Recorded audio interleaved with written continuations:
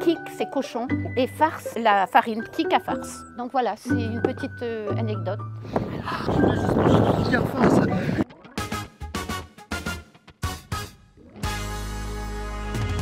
Salut Émile. Salut Ronan. Et bienvenue à Lanildut, dans le Finistère. On est entre Brest et Morlaix, dans le pays du Léon. C'est surtout le pays du kik à farce. C'est une sorte de pot-au-feu, mais en un peu plus gourmand. Exactement, il y a beaucoup de beurre quoi. Et nous on a une mission dans cette vidéo, c'est de trouver la personne qui fait le meilleur kik à farce du coin, du pays quoi, et de venir chez elle pour le goûter. En gros, de faire les petites assiettes. Et on peut aller demander à la personne là-bas, viens. Bonjour madame, excusez-moi, est-ce que vous savez où est le meilleur kik à farce du coin? Bah oui, évidemment, chez Marie-Françoise. Bonjour monsieur, est-ce que vous savez où est-ce qu'on peut manger le meilleur kik à farce ici? Bah bien sûr, chez Marie-Françoise. Chez Marie-Françoise. Décidément Émile, j'ai l'impression que cette Marie-Françoise a la cote dans le coin. Ouais, bah il n'y a plus qu'à y aller. C'est super fleuri en tout cas. C'est sympa ici hein.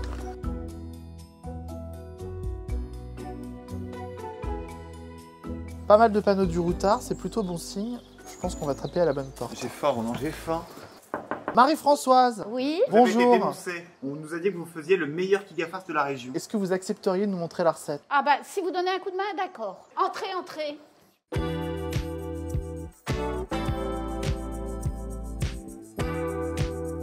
Alors, pour faire un kik à farce pour 10 personnes, il vous faut 2 belles bottes de carottes, 6 poireaux, quelques navets, 3 oignons, un beau chou, du lard, de la palette de porc demi-sel, de bœuf, un morceau de paleron, un os, beaucoup de beurre, de la crème, du lait, des œufs, et sans oublier l'ingrédient principal quand même, qui est la farine de sarrasin et de la farine de froment. Voilà, je crois que j'ai à peu près tout énuméré.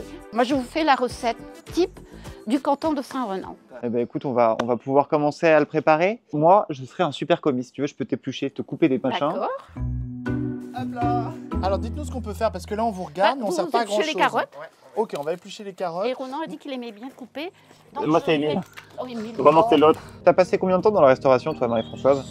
Une vingtaine d'années. Je faisais surtout du kik à farce tous les vendredis soirs et tous les dimanches midi Ah ouais. pour une centaine de personnes. Ah ouais, ça fait des quantités astronomiques de kik à farce. Et tu la tiens de qui cette recette? De ma maman, qui était aussi une bonne cuisinière. Donc, Et vous avez appris votre recette à des proches ou à des enfants? oui, j'ai appris à mes enfants et surtout à ma fille, qui de temps en temps, quand elle a des amis, le prépare. Et ton fils, lui, il le fait pas? Moi. Autrefois, on faisait le kik à farce surtout le dimanche. Comme ça, les dames pouvaient aller à la messe pendant que ça cuisait. Et quand on revenait, tout était prêt. Donc voilà, c'est une petite anecdote. Chez nous, on appelait ça faire du phare fritette. On passe le reste de phare à la poêle le soir, dans un gros morceau de beurre encore. Ah ouais, pas mal. Et donc un on peu mange- caramélisé. Voilà. Et donc on mange ça le soir du kik à farce. Et donc kik à farce, ça veut dire Kik. viande et farine. Non, kik, c'est cochon. Ok. Et farce, c'est le phare, la farine plutôt, quoi. Kik à farce. Qu'est-ce que tu penses de notre dextérité à éplucher des carottes, Alice? Oui, on fait pas grand chose. Vous êtes vachement sympa. T'as toujours vécu dans le Finistère, Marie? Oui, toujours. Je suis une pure et dure, une pure beurre. Ouais, et, c'est ça. et les gars, on enlève le bout, là. Ça c'est Émile. C'est moi ça. Parce que moi j'enlève Marie-Françoise, je te jure. Et est-ce que t'as pas entendu la restauratrice d'il y a 10 ans? Elle est quand on enlève le bout là? On va commencer à me faire chier avec le bout là. Ne jetez pas vos fans, faites du pesto avec, c'est très très Non, bon. mais, oui, c'est vrai, mais là, elles sont pas assez fraîches.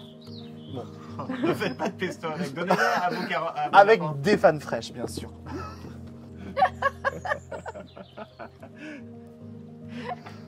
On va mettre tout ça à bouillir avec la viande de pot-au-feu. Ouais. Une fois qu'on les aura bien coupées, bien... Ça fait 1 heure qu'on n'a pas de nouvelles de Marie-Françoise. On est livré à nous-mêmes avec les légumes. Je sais pas si c'est bien ce qu'on est en train de faire. tellement. À l'aide. Pas N'hésite pas à nous dire quand on fait mal. Moi quand elle m'a dit, hé les gars, c'est mal épluché. D'ailleurs j'ai vu la solidarité, tu m'as directement balancé. Quoi. Ça c'est Émile. Ça, c'est hein. moi.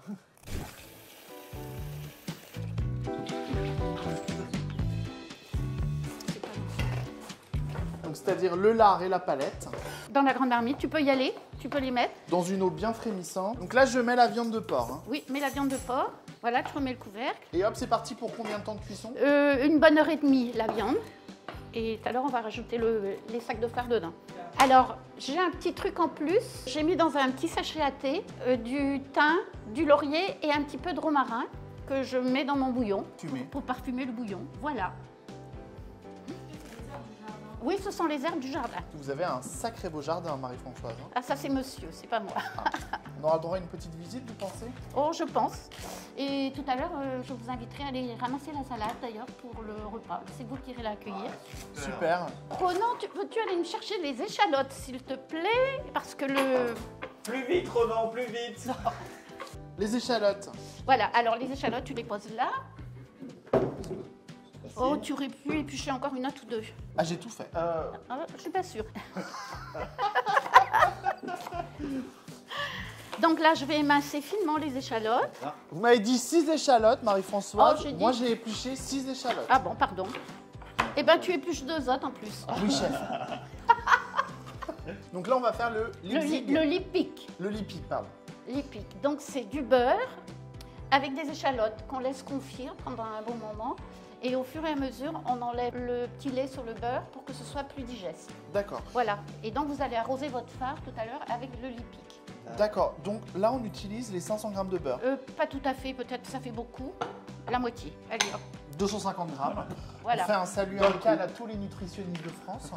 Et là, on met donc 6-7 échalotes qu'on a bien émincées. Voilà. Et on met ça à feu doux. Il ne faut pas surtout que ça brûle. Et ensuite, nous allons attaquer la pâte à fard.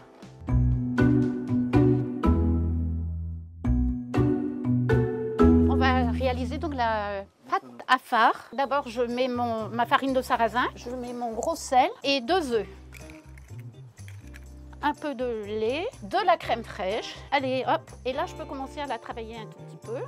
Je préfère travailler ma pâte à la main plutôt qu'avec une cuillère parce que plus on la travaille, plus elle se rétracte. Je rajoute du beurre fondu. C'est le début aussi du fard breton classique avec le pruneau. C'est les mêmes ingrédients. Hein. Les mêmes ingrédients. Moi, j'aime beaucoup la texture. On a l'impression que vous faites de la céramique. Oui, un peu. Donc, tu vois, il faut qu'elle fasse un ruban. Là, elle est bien. Ma pâte est bien. Alors là, il y a 2 fards, qu'on comprenne bien. Un premier fard qui est donc avec de la farine de blé noir, donc de sarrasin. Et il y aura un autre fard, la farine donc de froment. À vous, farine de froment, farine de blé noir. Donc, on va la mettre en sac. Tu vas me tenir ton sac comme ça. Voilà. Oh non, mets-toi debout.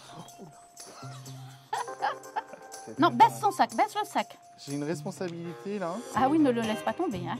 Je pense que le principe des viandes mijotées existe depuis un bon petit moment. Je vous invite moi à écouter le podcast Cuisine dans l'Histoire. C'est sur le mur des podcasts de Ouest France et une fois par mois, avec mon ami et sociologue Éric Birlouez, nous revenons sur l'histoire de la cuisine. Et on a fait notamment une thématique autour de la farine de sarrasin. Pourquoi c'est un produit emblématique de la Bretagne? Vous avez déjà les réponses, vous, Marie-Françoise?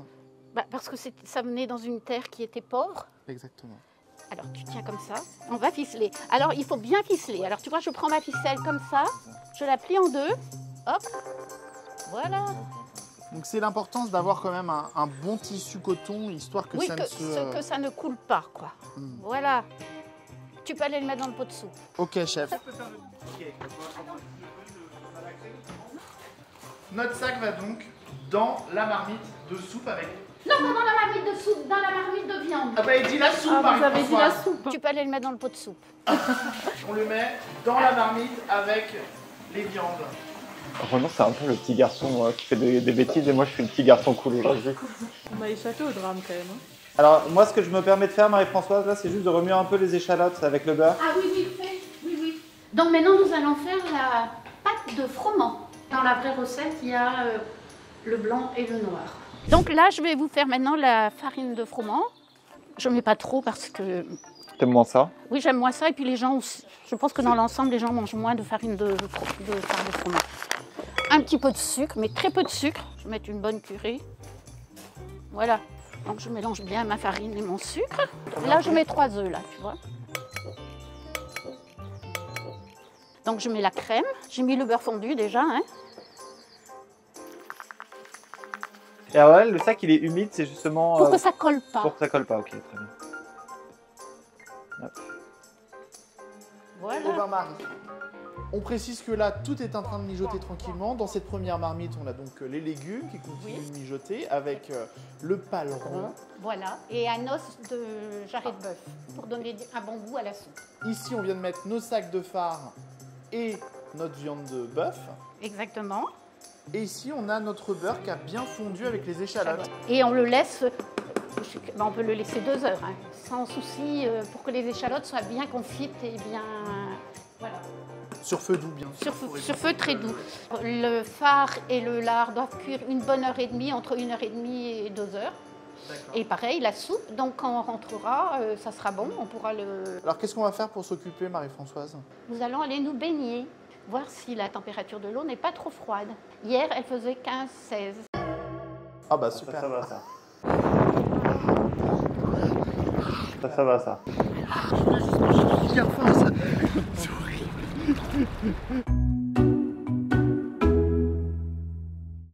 Jean, est-ce que tu veux bien aller chercher de la salade?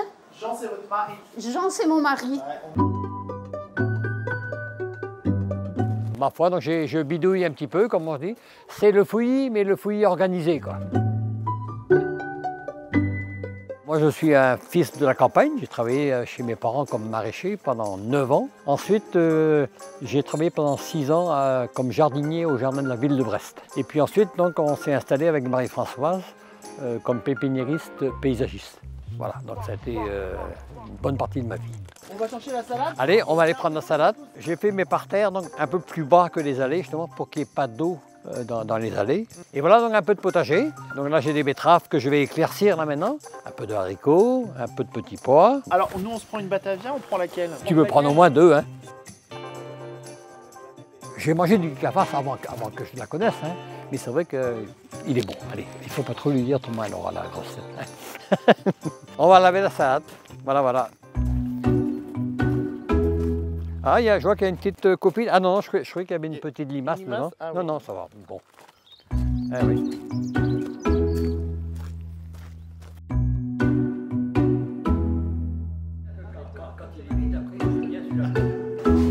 Oh, ça a l'air bon, hein. Ça sent super bon, Marie-Françoise. On peut passer à table. Est-ce que tu veux que je t'aide à servir? C'est très très beau. Allez. Merci bah, Marie-Françoise. merci beaucoup. Au Kikar Farce, merci de nous avoir partagé la recette. Cheers. Santé. On commence par consommer la soupe. Moi, je pensais qu'on mettait tout dans la même assiette, Non, mais pas du tout. d'abord la soupe simplement. Ensuite, le phare avec encore des légumes, mais sans le bouillon, si tu veux. Pardon, mais c'est comme le pot-au-feu. Le pot-au-eu, tu manges le bouillon avant et ensuite tu manges Moi, la viande Bah, aussi. moi, personnellement, je mets tout dans la même assiette. Mais tu mets La viande aussi. La viande, je mets tout. Ah, Bah, on vite. fait ça en Ille-et-Vilaine. Dites-nous en commentaire si vous aussi, vous mettez tout dans la même assiette.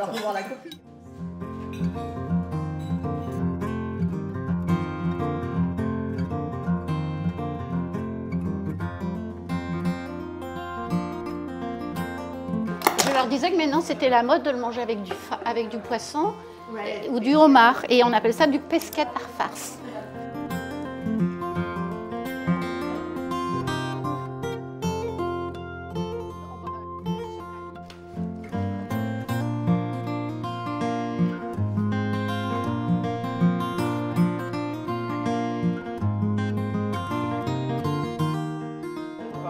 Parce que là, vu que j'ai bien compris. Bon, attention Marie-Françoise, première bouchée du Kikar Farce. Attention à toi. Hein. J'en ai trop mis. C'est très bon, merci. C'est très gourmand avec l'ajout du beurre. On sent qu'il ne faut pas abuser du lipique quand même. Hein, parce que ça peut être un peu gras. Un bon Kikar Farce chez Marie-Françoise, ça se termine en musique. Il amène aux communistes, à le peiner aux islamistes, aux écolos, aux macronistes, la grande jaja.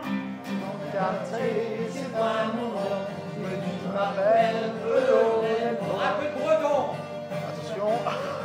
On a mis une pièce à la machine, mais ça reste plus. On est pas mal là, Émile, dans le jardin de Jean pour digérer ce bon Kikar Farce. Nous voilà déjà rendus à la fin de cet épisode. T'en as pensé quoi? Bah écoute, Kikar Farce, c'était une grande première, mais c'était délicieux. J'ai beaucoup aimé le phare noir. Et puis il faut prendre le temps de le faire, ça prend 4 heures quand même, mais c'est des moments qui sont superbes. Là, le petit chant à la fin et tout ça, c'était vraiment incroyable, j'ai beaucoup aimé. Et puis on mettra à la fin de cette vidéo la recette complète de Marie-Françoise pour pouvoir refaire ce kikar farce chez vous à la maison. Si vous connaissez quelqu'un qui maîtrise une spécialité locale, n'hésitez pas à nous le dire en commentaire et puis nous, on essaiera peut-être d'aller taquer à sa porte. Dénoncez-les en clair. Pique-assiette! Allez, à bientôt. Kenavo Arvichal.